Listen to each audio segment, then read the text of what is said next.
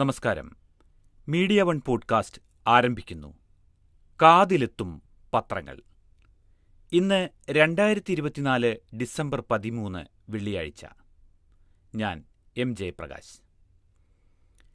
ഇന്ത്യയ്ക്ക് അഭിമാനമായി ഗുകേഷ് പ്രായം കുറഞ്ഞ ലോക ചെസ് ചാമ്പ്യനായതാണ് പത്രങ്ങളിലെ സന്തോഷവാർത്ത.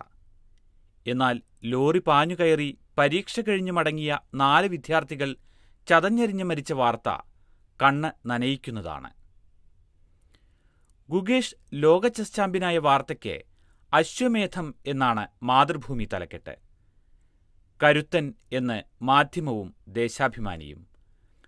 ആരാധനാലയങ്ങളിൽ അവകാശവാദമുന്നയിച്ചുള്ള പുതിയ ഹർജികൾ സ്വീകരിക്കരുതെന്നും കേസുകളും സർവേകളും പാടില്ലെന്നുമുള്ള സുപ്രീംകോടതി ഉത്തരവാണ് മാധ്യമവും മലയാള മനോരമയും ഉൾപ്പെടെ ഭൂരിഭാഗം പത്രങ്ങളുടെയും ലീഡ് വാർത്ത. നമുക്ക് വിശദമായി പരിശോധിക്കാം. ആരാധനാലയങ്ങൾ അവകാശവാദ ഹർജികളിൽ സുപ്രീംകോടതി ഇടപെടൽ, വിലക്ക് എന്ന തലക്കെട്ടിൽ മലയാള മനോരമ വാർത്ത. ന്യൂഡൽഹി. ആരാധനാലയങ്ങളിൽ അവകാശവാദമുന്നയിച്ച് ഇതര വിഭാഗങ്ങൾ നൽകുന്ന ഹർജികളുടെ രജിസ്ട്രേഷൻ സുപ്രീംകോടതി തടഞ്ഞു. വാരണാസിയിലെ ഗ്യാൻവാപി, ശ്രീകൃഷ്ണ ജന്മഭൂമിയിലെ ഷാഹി ഈദ്ഗാഹ്, ചന്ദൌസിയിലെ ഷാഹി ജമാ മസ്ജിദ് തുടങ്ങി വിവിധ മസ്ജിദുകളിൽ അവകാശവാദമുന്നയിച്ചുള്ള ഹർജികളിൽ സർവേ ഉൾപ്പെടെ ഒരു തരത്തിലുള്ള ഉത്തരവുകളും പുറപ്പെടുവിക്കരുതെന്നും ചീഫ് ജസ്റ്റിസ് സഞ്ജീവ് ഖന്ന അധ്യക്ഷനായ പ്രത്യേക ബെഞ്ച് വ്യക്തമാക്കി. കേസിലെ പ്രധാന നിയമപ്രശ്നം പരിഗണനയിലാണെന്ന് എടുത്തുപറഞ്ഞ കോടതി ഇനിയൊരു ഉത്തരവുണ്ടാകും വരെ വിലക്കു തുടരുമെന്നും വ്യക്തമാക്കി. ആരാധനാലയങ്ങളുടെ കാര്യത്തിൽ 1947 ഓഗസ്റ്റ് 15 സ്ഥിതി തന്നെ തുടരണമെന്നതുൾപ്പെടുന്ന 1991 ആരാധനാലയ നിയമം ചോദ്യം ചെയ്തുള്ള ഹർജികൾ പരിഗണിച്ചാണ് ഇടക്കാല വിധി. നിയമം തന്നെ പുതിയ ഹർജികൾ ഫയൽ ചെയ്യുന്നത് വിലക്കുന്നുണ്ട്. നിയമത്തിന്റെ സാധുതയുടെ കാര്യത്തിൽ ബെഞ്ച് തീരുമാനമെടുക്കും വരെ പുതിയ ഹർജികൾ പാടില്ല. നിലവിലെ ഹർജികളിൽ സർവേ നിർദ്ദേശമോ അന്തിമ ഉത്തരവോ ഇടക്കാല ഉത്തരവോ പാടില്ലെന്നും കോടതി നിർദ്ദേശിച്ചു. ഹർജി നൽകാൻ തടസ്സമില്ലെങ്കിലും കോടതികൾ അവ രജിസ്റ്റർ ചെയ്യരുത്. അതേസമയം മുസ്ലിം പള്ളികൾ, ദർഗകൾ തുടങ്ങിയവയിൽ അവകാശവാദമുന്നയിച്ചുള്ള ഹർജികളിലെ തുടർ നടപടികൾ പൂർണ്ണമായി സ്റ്റേ ചെയ്യണമെന്ന ആവശ്യം കോടതി അംഗീകരിച്ചില്ല. മസ്ജിദുകളും ദർഗകളുമായ 10 ആരാധനാലയങ്ങൾക്കെതിരെ 18 ഹർജികൾ രാജ്യത്തിന്റെ പല ഭാഗങ്ങളിലായി ഉണ്ടെന്ന് വാദത്തിനിടെ ചൂണ്ടിക്കാണിക്കപ്പെട്ടു. ഇതുമായി ബന്ധപ്പെട്ട ഒരു ബോക്സ് വാർത്തയിലേക്കാണ്. കേന്ദ്രം സത്യവാങ്മൂലം നൽകണം. ആരാധനാലയ നിയമത്തിലെ വ്യവസ്ഥകൾ ചോദ്യം ചെയ്തുള്ള ഹർജികളിൽ 4 ആഴ്ചയ്ക്കകം സത്യവാങ്മൂലം ഫയൽ ചെയ്യാൻ ജഡ്ജിമാരായ P V Sanjay Kumar, K V Viswanathan എന്നിവർ കൂടി ഉൾപ്പെട്ട ബെഞ്ച് കേന്ദ്ര സർക്കാരിനോട് നിർദ്ദേശിച്ചു. ഇത് ലഭിച്ച ശേഷം നിയമം ചോദ്യം ചെയ്ത് ഹർജി നൽകിയവർക്ക് മറുപടി സത്യവാങ്മൂലം ഫയൽ ചെയ്യാൻ കോടതി 4 ആഴ്ച സമയം അനുവദിച്ചു. ഇരുവിഭാഗത്തിനുമായി പ്രത്യേകം നോഡൽ അഭിഭാഷകരെയും നിയമിച്ചു. ആരാധനാലയ നിയമത്തിലെ വിവിധ വ്യവസ്ഥകളുടെ ഭരണഘടനാ സാധുത ചോദ്യം ചെയ്ത് BJP നേതാവും അഭിഭാഷകനുമായ അശ്വനി ഉപാധ്യായ ഉൾപ്പെടെ 6 പേർ നൽകിയ ഹർജികളാണ് കോടതി പരിഗണിക്കുന്നത്. 2020 തന്നെ കോടതി നോട്ടീസ് അയച്ചെങ്കിലും കേന്ദ്രം മറുപടി ഫയൽ ചെയ്തിരുന്നില്ല. കേസിൽ കക്ഷി ചേരാനുള്ള CPM, മുസ്ലിം ലീഗ്, സമസ്ത, DMK, വിവിധ രാഷ്ട്രീയ നേതാക്കൾ തുടങ്ങിയവരുടെ ഹർജികൾ കോടതി അനുവദിച്ചു. സിവിൽ കോടതികൾ സുപ്രീം കോടതിയുമായി മത്സരിച്ചോടേണ്ട എന്ന് ജസ്റ്റിസ് വിശ്വനാഥൻ പറഞ്ഞതും മാധ്യമത്തിൽ ബോക്സ് വാർത്തയായി നൽകിയിരിക്കുന്നു. 1991 ആരാധനാലയ നിയമവുമായി ബന്ധപ്പെട്ട കേസുകളിൽ സിവിൽ കോടതികൾ സുപ്രീം കോടതിയുമായി മത്സരിച്ചോടുന്ന സാഹചര്യമുണ്ടാകരുതെന്ന് 3 അംഗ ബെഞ്ചിലെ മലയാളിയായ ജസ്റ്റിസ് കെ വി വിശ്വനാഥൻ ഓർമ്മിപ്പിച്ചു. 5 സുപ്രീം കോടതി ജഡ്ജിമാരുടെ സുപ്രീം കോടതി വിധി സിവിൽ കോടതികൾക്ക് മുന്നിലുണ്ട്. അതുകൊണ്ട് സിവിൽ കോടതികൾ ഇനിയുമൊരു ഉത്തരവിറക്കുന്നത് തടയേണ്ടതുണ്ടെന്നും ജസ്റ്റിസ് വിശ്വനാഥൻ അഭിപ്രായപ്പെട്ടു. 1991 നിയമത്തിന്റെ ഭരണഘടനാ സാധുതയാണ് ചോദ്യം ചെയ്യപ്പെട്ടിരിക്കുന്നതെന്നും വലിയ ചോദ്യമാണ് അത് ഉയർത്തുന്നതെന്നും സോളിസിറ്റർ ജനറൽ തുഷാർ മേത്തയോട് ജസ്റ്റിസ് വിശ്വനാഥൻ പറഞ്ഞു. ഭരണഘടനാ തത്വങ്ങൾക്ക് അനുസൃതമായി ചേർത്തതാണ് ഇപ്പോൾ സാധുത ചോദ്യം ചെയ്യപ്പെട്ട 3-ാം വകുപ്പ് എന്ന വാദം മുന്നിലുണ്ടെന്നും ആ വാദത്തിന് കേന്ദ്രം മറുപടി നൽകണമെന്നും അദ്ദേഹം അഭിപ്രായപ്പെട്ടു. അമിത വേഗതയിലെത്തിയ ലോറിക്കടിയിൽപ്പെട്ട് 4 സ്കൂൾ വിദ്യാർത്ഥികൾ മരിച്ച വാർത്ത ഇവർ ഇനി വീടണയില്ല എന്ന തലക്കെട്ടിൽ മാധ്യമത്തിൽ. അമിത വേഗതയിലെത്തി നിയന്ത്രണം വിട്ടുമറിഞ്ഞ ലോറിക്കടിയിൽപ്പെട്ട് 4 സ്കൂൾ വിദ്യാർത്ഥിനികൾ മരിച്ചു. കരിമ്പ തുപ്പനാട് ചെറുള്ളി സ്വദേശികളായ പള്ളിപ്പറമ്പിൽ അബ്ദുൽ സലീമിന്റെയും ഫാരിസയുടെയും മകൾ ഇർഫാന ഷെറിൻ 13 വയസ്സ്, പട്ടേത്തൊടി അബ്ദുൽ റഫീഖിന്റെയും ജസീനയുടെയും മകൾ റിദ ഫാത്തിമ 13 വയസ്സ്, വളവേങ്ങിൽ അബ്ദുൽ സലീമിന്റെയും നബീസയുടെയും മകൾ നിദ ഫാത്തിമ, അത്തിക്കൽ വീട്ടിൽ ഷറഫുദ്ദീന്റെയും സജ്നയുടെയും മകൾ ആയിഷ എന്നിവരാണ് മരിച്ചത്.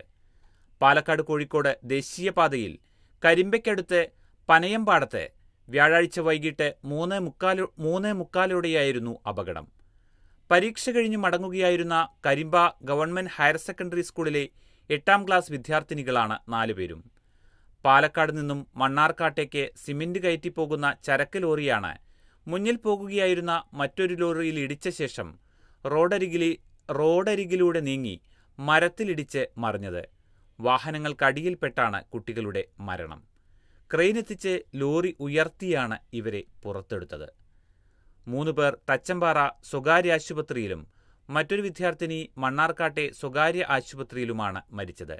പരിക്കേറ്റ ഡ്രൈവർ കാസർഗോഡ് സ്വദേശി വർഗീസ്, ക്ലീനർ മഹേന്ദ്രപ്രസാദ് എന്നിവർ മണ്ണാർക്കാട് സ്വകാര്യ ആശുപത്രിയിൽ ചികിത്സയിലാണ്. അപകട സമയത്ത് ചാറ്റൽ മഴ ഉണ്ടായിരുന്നു. പ്രദേശവാസികളും അഗ്നിശമനസേനയും കല്ലടിക്കോട് പോലീസും രക്ഷാപ്രവർത്തനത്തിന് നേതൃത്വം നൽകി. സംഭവത്തെ തുടർന്ന് നാട്ടുകാർ റോഡ് ഉപരോധിച്ചു. പാലക്കാട് കോഴിക്കോട് ദേശീയപാതയുടെ നിർമ്മാണത്തിലെ അശാസ്ത്രീയതയാണ് അപകട കാരണമെന്നാരോപിച്ചാണ് റോഡ് ഉപരോധിച്ചത്. റോഡ് തടഞ്ഞവരെ സ്ഥലത്തുനിന്ന് നീക്കം ചെയ്താണ് ഗതാഗതം പുനഃസ്ഥാപിച്ചത്. പ്രശ്നം ചർച്ച ചെയ്യാൻ പാലക്കാട് യോഗം വിളിക്കുമെന്ന് ADM ഉറപ്പു നൽകിയതോടെ ജനം പിന്മാറി. മരിച്ച വിദ്യാർത്ഥിനികളുടെ മൃതദേഹം തുപ്പനാട് കരിമ്പനക്കൽ ഓഡിറ്റോറിയത്തിൽ വെള്ളിയാഴ്ച രാവിലെ 8:30 പൊതുദർശനത്തിന് വയ്ക്കും. തുടർന്ന് ഖബറടക്കം തുപ്പനാട് ജുമാ മസ്ജിദ് ഖബർസ്ഥാനിൽ നടക്കും. ലോക ചെസ് ചാമ്പ്യനാകുന്ന ഏറ്റവും കുറഞ്ഞ താരമായി ഗുകേഷ്. 18-കാരൻ ദൊമ്മരാജു ഗുകേഷിലൂടെ ലോക ചെസ് കിരീടം വീണ്ടും ഇന്ത്യയിലേക്ക്. സിംഗപ്പൂരിൽ നടന്ന ലോക ചെസ് ചാമ്പ്യൻഷിപ്പ് ഫൈനലിലെ അവസാന ഗെയിമിൽ നിലവിലെ ചാമ്പ്യൻ ചൈനയുടെ ഡിങ് ലെറിനെ കീഴടക്കിയാണ് 6.5 പോയിന്റിനെതിരെ 7.5 പോയിന്റ് നേടി ഗുകേഷ് വിശ്വവിജയിയായത്. 14 ഗെയിമുകളുള്ള ഫൈനലിൽ 3 കളികൾ ഗുകേഷും 2 കളികൾ ഡിങ്ങും ജയിച്ചു. 9 ഗെയിമുകൾ സമനിലയിലായി. സെപ്റ്റംബറിൽ ഹംഗറിയിലെ ബുദാപെസ്റ്റിൽ നടന്ന ചെസ് ഒളിമ്പ്യാഡിലെ ഇന്ത്യയുടെ സ്വർണ്ണ നേട്ടത്തിന് പിന്നാലെയാണ് ലോക കിരീടവും ഇന്ത്യൻ താരം സ്വന്തമാക്കുന്നത്. ഒളിമ്പ്യാഡിൽ ഇന്ത്യയ്ക്കായി 10 റൗണ്ടിൽ 9 പോയിന്റാണ് ഗുകേഷ് നേടിയിരുന്നത്. ഒരു രാജ്യം ഒറ്റ തെരഞ്ഞെടുപ്പ്, കേന്ദ്രമന്ത്രിസഭയുടെ പച്ചക്കൊടി എന്ന വാർത്ത പത്രങ്ങൾ പ്രാധാന്യത്തോടെ തന്നെ നൽകിയിട്ടുണ്ട്. ലോക്സഭാ നിയമസഭാ തെരഞ്ഞെടുപ്പുകൾ ഒരുമിച്ച് നടത്താനുള്ള ഒരു രാജ്യം ഒറ്റ തെരഞ്ഞെടുപ്പ് ഭരണഘടനാ ഭേദഗതി ബില്ലിനും കരട് നിയമനിർമ്മാണത്തിനുമുള്ള ബില്ലിനും കേന്ദ്രമന്ത്രിസഭയുടെ അംഗീകാരം. മുൻ രാഷ്ട്രപതി രാംനാഥ് കോവിന്ദിന്റെ നേതൃത്വത്തിലുള്ള ഉന്നതതല സമിതി ലോക്സഭാ നിയമസഭാ തെരഞ്ഞെടുപ്പുകൾക്കൊപ്പം തദ്ദേശ തെരഞ്ഞെടുപ്പുകളും ഘട്ടം ഘട്ടമായി നടത്തണമെന്ന് നിർദ്ദേശിച്ചിരുന്നെങ്കിലും അത് തൽക്കാലം വേണ്ടെന്നാണ് തീരുമാനം. വ്യാഴാഴ്ച പ്രധാനമന്ത്രി നരേന്ദ്രമോദിയുടെ അധ്യക്ഷതയിൽ ചേർന്ന കേന്ദ്രമന്ത്രിസഭാ യോഗമാണ് ബില്ലുകൾക്ക് അംഗീകാരം നൽകിയത്. ലോക്സഭാ നിയമസഭാ തെരഞ്ഞെടുപ്പുകൾക്കൊപ്പം തദ്ദേശ തെരഞ്ഞെടുപ്പും നടത്തണമെങ്കിൽ അനുച്ഛേദം 324 ഭേദഗതി ചെയ്യണം. അതിന് പകുതി സംസ്ഥാന നിയമസഭകളുടെ അംഗീകാരം വേണം. എന്നാൽ ലോക്സഭാ നിയമസഭാ തെരഞ്ഞെടുപ്പ് ഒരുമിച്ച് നടത്തുന്നതിനാണെങ്കിൽ ഇതാവശ്യമില്ല. അതാണ് തദ്ദേശ തെരഞ്ഞെടുപ്പ് ഒഴിവാക്കി നിയമനിർമ്മാണവുമായി സർക്കാർ മുന്നോട്ട് നീങ്ങാൻ കാരണമെന്നും മാതൃഭൂമി വാർത്ത. പത്രങ്ങളുടെ ഒന്നാം പേജിൽ തന്നെ അപകട വാർത്തകൾ വേറെയുമുണ്ട്. മാതൃഭൂമി 1-ാം പേജ്. ആശുപത്രിയിൽ തീപിടുത്തം, ദിണ്ടിക്കലിൽ 7 പേർ മരിച്ചു. തമിഴ്നാട്ടിലെ ദിണ്ടിക്കലിൽ സ്വകാര്യ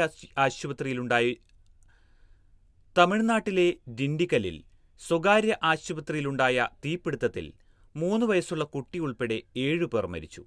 20 പേർക്ക് പൊള്ളലേറ്റു. രക്ഷാപ്രവർത്തനം തുടരുകയാണ്. ദിണ്ടിക്കലിലെ സിറ്റി ആശുപത്രിയിൽ വ്യാഴാഴ്ച രാത്രി 9:30യോടെയാണ് തീപിടുത്തമുണ്ടായത്. 4 നിലയുള്ള ആശുപത്രിയിൽ അപകടം നടക്കുമ്പോൾ 100ഓളം രോഗികളടക്കം 200-ലേറെ പേർ ഉണ്ടായിരുന്നു. 100 പേരെ ദിണ്ടിക്കൽ സർക്കാർ ആശുപത്രിയിലേക്ക് മാറ്റി.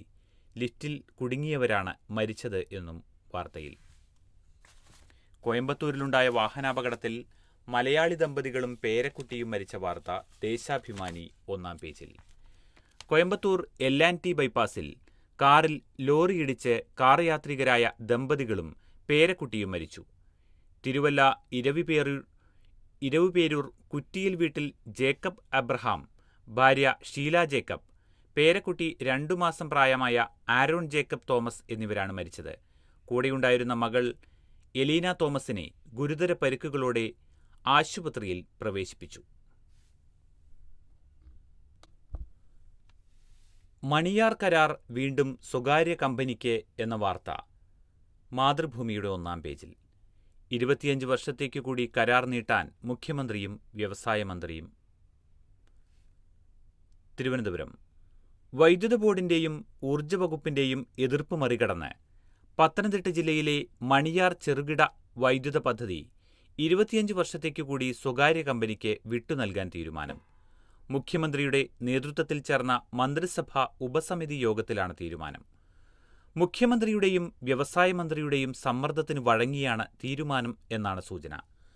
ഊർജ്ജ വകുപ്പ് സെക്രട്ടറിയും വൈദ്യുതി ബോർഡ് ചെയർമാനും ബോർഡിന് ലാഭകരമായ പദ്ധതി ഏറ്റെടുക്കണമെന്നാവശ്യപ്പെട്ടെങ്കിലും ഫലം കണ്ടില്ല.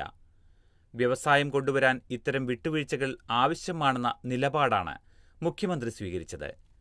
മുരുകപ്പ ഗ്രൂപ്പിന്റെ നേതൃത്വത്തിലുള്ള കാർബറണ്ടം യൂണിവേഴ്സൽ ലിമിറ്റഡിനാണ് 12 കിലോവാട്ട് പദ്ധതിയുടെ നടത്തിപ്പ് ചുമതല സർക്കാർ നീട്ടി നൽകിയത്. 1991-ൽ വൈദ്യുതി ബോർഡും കമ്പനിയും തമ്മിലുള്ള കരാർ പ്രകാരം ഉൽപ്പാദനമാരംഭിച്ച് 30 വർഷം പൂർത്തിയാകുമ്പോൾ പദ്ധതി പൂർണ്ണമായും വൈദ്യുതി ബോർഡിന് കൈമാറണം.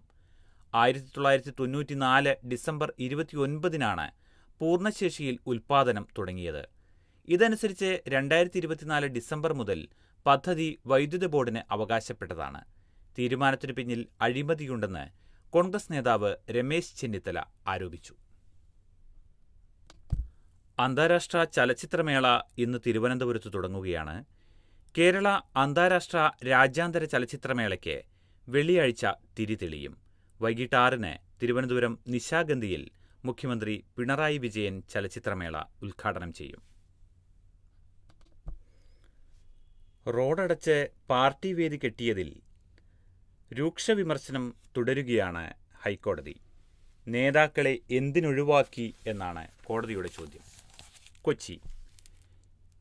തിരുവനന്തപുരത്തെ വഞ്ചിയൂരിൽ CPM പാളയം ഏരിയ സമ്മേളനത്തിനായി റോഡ് തടസ്സപ്പെടുത്തി വേദി കെട്ടിയതിൽ സ്റ്റേജിലുണ്ടായിരുന്ന നേതാക്കളുടെ പേരിൽ കേസെടുക്കാത്തതെന്തേ എന്ന് കോടതി. Justice Anil K. നരേന്ദ്രനും ജസ്റ്റിസ് S. മുരളീകൃഷ്ണനും ഉൾപ്പെട്ട ഡിവിഷൻ ബെഞ്ച് ഇക്കാര്യത്തിൽ സംസ്ഥാന പോലീസ് മേധാവിയോട് വിശദീകരണം തേടി. ഗതാഗത തടസ്സം നോട്ടീസില്ലാതെ പൊളിച്ചു നീക്കാൻ അധികാരമുള്ള തിരുവനന്തപുരം കോർപ്പറേഷൻ അനങ്ങാതിരുന്നത് എന്തുകൊണ്ടാണെന്നും കോടതി ചോദിച്ചു. മൈക്ക് ഓപ്പറേറ്റർക്കെതിരെ മാത്രം കേസെടുത്ത നടപടിയെയും വിമർശിച്ചു. സ്റ്റേജിലുണ്ടായിരുന്നവരുടെ പേരുവിവരങ്ങൾ സമർപ്പിക്കാൻ വഞ്ചിയൂർ SHOയോട് നിർദ്ദേശം നൽകി. CPM സംസ്ഥാന സെക്രട്ടറി MV ഗോവിന്ദനായിരുന്നു പരിപാടിയുടെ ഉദ്ഘാടകൻ.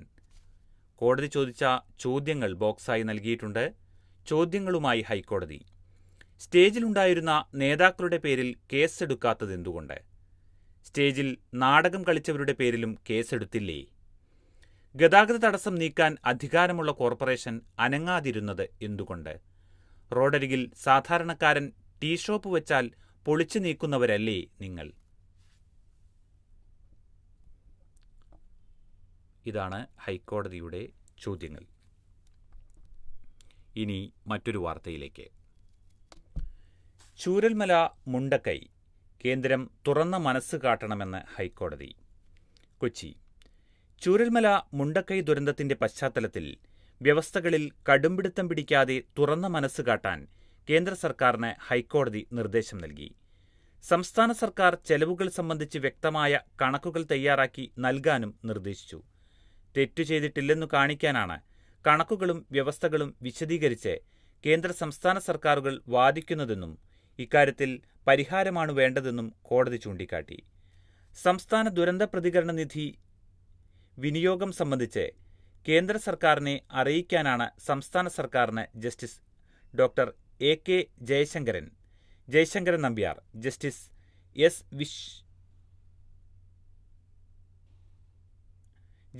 S. ഈശ്വരൻ എന്നിവരുൾപ്പെട്ട ഡിവിഷൻ ബെഞ്ച് നിർദ്ദേശം നൽകിയത്. ചെലവിനത്തിൽ SDRF-ൽ നിന്ന് നൽകാനുള്ള തുകയും ഭാവി ചെലവിന് പ്രതീക്ഷിക്കുന്ന തുകയും വ്യക്തമാക്കി വിനിയോഗ സർട്ടിഫിക്കറ്റ് ദുരന്ത പ്രതികരണ വിഭാഗം പ്രിൻസിപ്പൽ സെക്രട്ടറി ഒപ്പിട്ട് നൽകണം.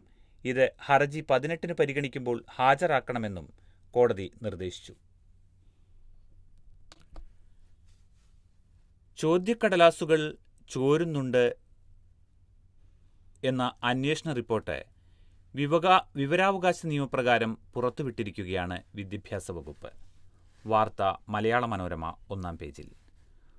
പൊതുവിദ്യാഭ്യാസത്തിന്റെ വിശ്വാസ്യതയെ ബാധിക്കുന്ന വിധത്തിൽ സ്കൂൾ പരീക്ഷകളുടെ ചോദ്യക്കടലാസുകൾ ഉദ്യോഗസ്ഥർ അടങ്ങുന്ന റാക്കറ്റ് ചോർത്തുന്നതായി വിദ്യാഭ്യാസ വകുപ്പിന്റെ അന്വേഷണ റിപ്പോർട്ട്. സംഭവത്തിൽ ക്രൈംബ്രാഞ്ച് അന്വേഷണമോ ഗൗരവമായ പോലീസ് അന്വേഷണമോ വേണമെന്നും വകുപ്പ് ശുപാർശ ചെയ്തു. അന്വേഷണത്തിന്റെ അടിസ്ഥാനത്തിൽ പൊതുവിദ്യാഭ്യാസ ഡയറക്ടറുടെ ഓഫീസിൽ നിന്ന് സർക്കാരിന് കത്ത് നൽകി. പഠന നിലവാരത്തെ തന്നെ അട്ടിമറിക്കുന്ന സംഭവമായിട്ടും സർക്കാരിന്റെ ഭാഗത്തുനിന്ന് ഗൗരവതരമായ ഇടപെടൽ ഇതുവരെ ഉണ്ടായിട്ടില്ല. വിവരാവകാശ നിയമപ്രകാരമാണ് വിദ്യാഭ്യാസ വകുപ്പ് അന്വേഷണ റിപ്പോർട്ട് പുറത്തുവിട്ടത്. സ്കൂളുകളിലെ കഴിഞ്ഞ വർഷത്തെ ക്രിസ്മസ് പരീക്ഷ മുതലുള്ള പരീക്ഷകളിലാണ് ചോദ്യക്കടലാസുകൾ വ്യാപകമായി ചോർന്നിരിക്കുന്നത്. എല്ലാ വിഷയങ്ങളുടെയും പരീക്ഷകൾക്ക് മുൻപായി ചില ഓൺലൈൻ യൂട്യൂബ് ചാനലുകളിൽ ചോദ്യങ്ങൾ പുറത്തുവിടുന്ന വീഡിയോകൾ വരുന്നുവെന്ന് ചോദ്യക്കടലാസ് ചോർത്തിയാണ് ഇങ്ങനെ ചെയ്യുന്നതെന്നും വിദ്യാഭ്യാസ വകുപ്പിന് മുന്നിൽ പരാതികൾ എത്തിയിരുന്നു. ഇതിന്റെ അടിസ്ഥാനത്തിൽ നടത്തിയ അന്വേഷണത്തിലാണ് ചോദ്യക്കടലാസുകൾ ചോരുന്നതായി സ്ഥിരീകരിച്ചത്. ഉദ്യോഗസ്ഥരുടെ സഹായത്തോടെ ചോദ്യക്കടലാസുകൾ ഓൺലൈൻ സ്ഥാപനങ്ങൾക്ക് ചോർത്തിക്കൊടുക്കുന്ന റാക്കറ്റ് പ്രവർത്തിക്കുന്നതായി സംശയിക്കുന്നുവെന്ന് റിപ്പോർട്ടിൽ ചൂണ്ടിക്കാട്ടുന്നു. സ്കൂളുകളിൽ നിന്നല്ല ചോരുന്നത്. സൈബർ ക്രൈം ആകാനുള്ള സാധ്യത കൂടി പരിശോധിക്കണം. വിദ്യാഭ്യാസ ഓഫീസർമാർ നടത്തുന്ന അന്വേഷണങ്ങൾക്ക് പരിമിതിയുണ്ട്. ഇക്കാര്യത്തിൽ ക്രൈംബ്രാഞ്ചിനെ കൊണ്ട് സമഗ്രമായ അന്വേഷണം നടത്തിക്കണമെന്നും വിദ്യാഭ്യാസ വകുപ്പ് ഉദ്യോഗസ്ഥൻ ശുപാർശ ചെയ്തിരുന്നു. എന്നാൽ ഇത് സംബന്ധിച്ച് വ്യക്തമായ അന്വേഷണം ഇതുവരെ നടന്നിട്ടില്ല. പരാതികളൊന്നും ഇതുവരെ വിജിലൻസിനും സർക്കാർ കൈമാറിയിട്ടില്ല. പൊതുവിദ്യാലയങ്ങളിലെ പഠന നിലവാരം അളക്കാനുള്ള പാദവാർഷിക അർദ്ധവാർഷിക പരീക്ഷകളുടെ ചോദ്യം ചോരുന്നതിൽ അധ്യാപകർ അടക്കമുള്ളവർ കടുത്ത അമർഷത്തിലാണ്. സംഭവത്തിൽ സർക്കാരിന്റെ അടിയന്തര ഇടപെടൽ വേണമെന്നും ആവശ്യമുയരുകയാണ്. ഇതിനിടെ ഇന്നലെയും ചോദ്യം ചോർന്നെന്ന് പരാതി ഉയരുകയാണ്. സംസ്ഥാന സിലബസ് സ്കൂളുകളിലെ ക്രിസ്മസ് പരീക്ഷയുടെ ചോദ്യങ്ങൾ വീണ്ടും ചോർന്നതായി പരാതി.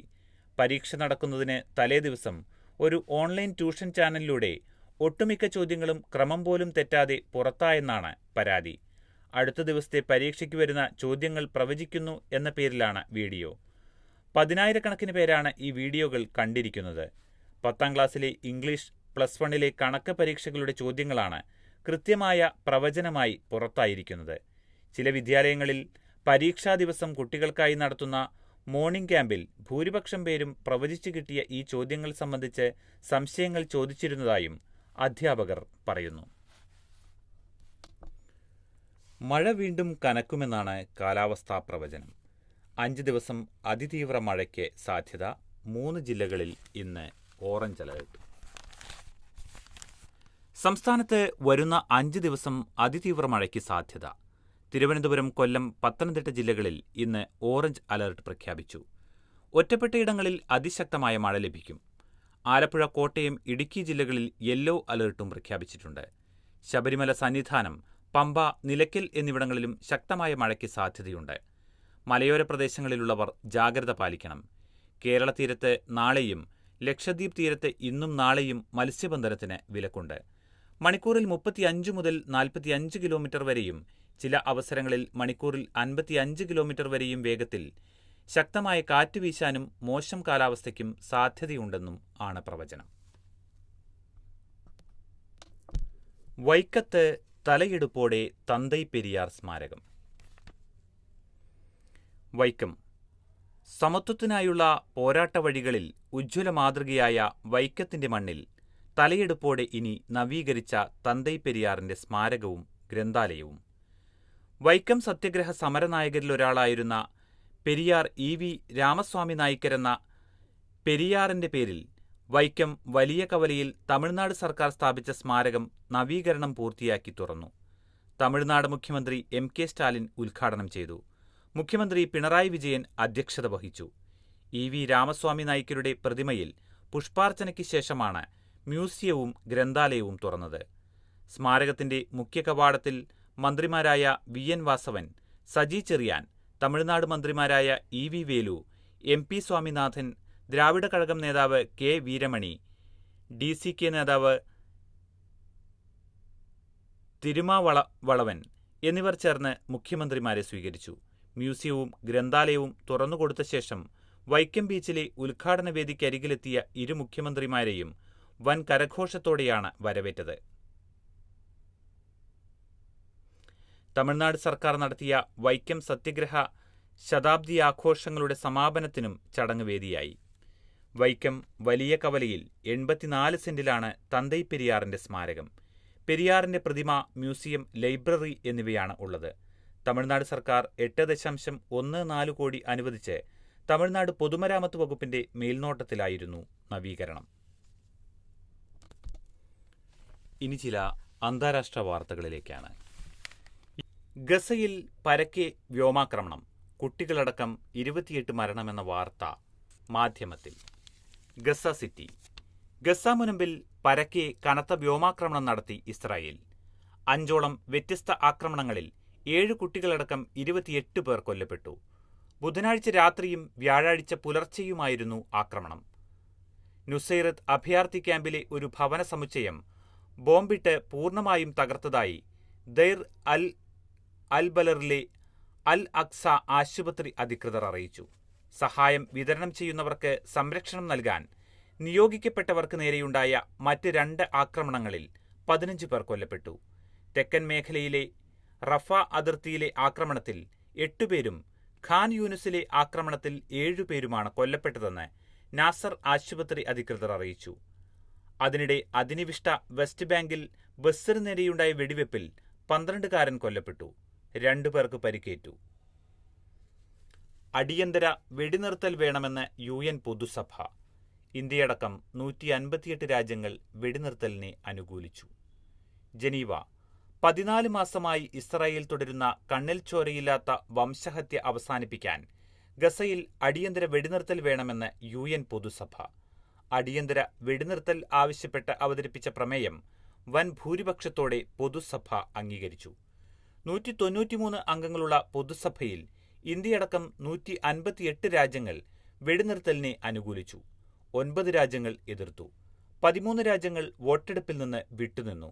ഇസ്രായേൽ വിലക്കിയ UN ഏജൻസിയായ UNRWAയുടെ ഗസയിലെ സഹായ പ്രവർത്തനത്തെ പിന്തുണച്ച് പ്രമേയത്തെ അനുകൂലിച്ച് 159 രാജ്യങ്ങൾ വോട്ട് ചെയ്തു. 9 അംഗങ്ങൾ എതിർത്തു. 2 ദിവസത്തെ ചർച്ചകൾക്ക് ശേഷമായിരുന്നു വോട്ടെടുപ്പ് എന്നും വാർത്ത. സിറിയയിൽ 3 മാസത്തിനകം പുതിയ സർക്കാർ. അസദിന്റെ കാലത്തെ കുപ്രസിദ്ധമായ തടവറകൾ പൂട്ടുമെന്ന് വിമത നേതാവ്. ഡമസ്കസ്. സിറിയയിൽ അധികാര കൈമാറ്റം പൂർത്തിയാകുന്നതുവരെ ഭരണഘടനയും പാർലമെന്റും സസ്പെൻഡ് ചെയ്തതായി ഇടക്കാല സർക്കാർ.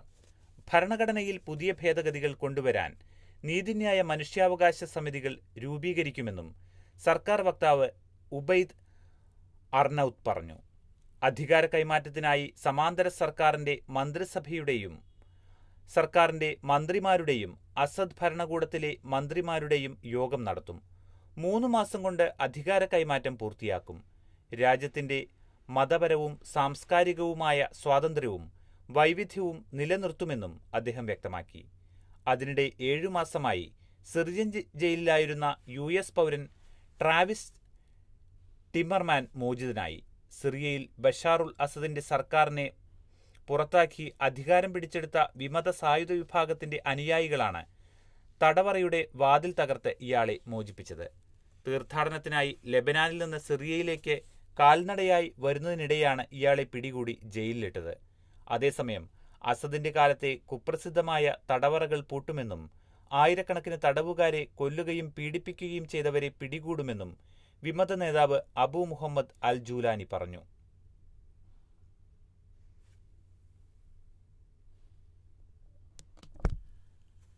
രാജിവെക്കില്ലെന്ന് ദക്ഷിണ കൊറിയൻ പ്രസിഡന്റ്. സോൾ. രാജ്യത്ത് പട്ടാള നിയമം പ്രഖ്യാപിച്ചതിനെതിരെ ന്യായീകരിച്ച് രാഷ്ട്രീയ അനിശ്ചിതാവസ്ഥയിലായ ദക്ഷിണ കൊറിയൻ പ്രസിഡന്റ് യൂൻ സുക് യൂൽ ജനാധിപത്യത്തിന്റെ തകർച്ചയും പ്രതിപക്ഷത്തിന്റെ അട്ടിമറി നീക്കവും തടയുകയായിരുന്നു പട്ടാള നിയമ പ്രഖ്യാപനത്തിന്റെ ലക്ഷ്യമെന്ന് യൂൻ പറഞ്ഞു.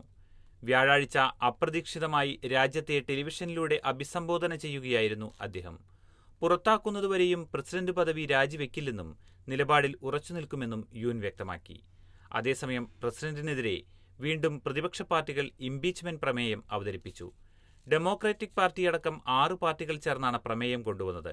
ശനിയാഴ്ച പാർലമെന്റിൽ വോട്ടെടുപ്പ് നടക്കും.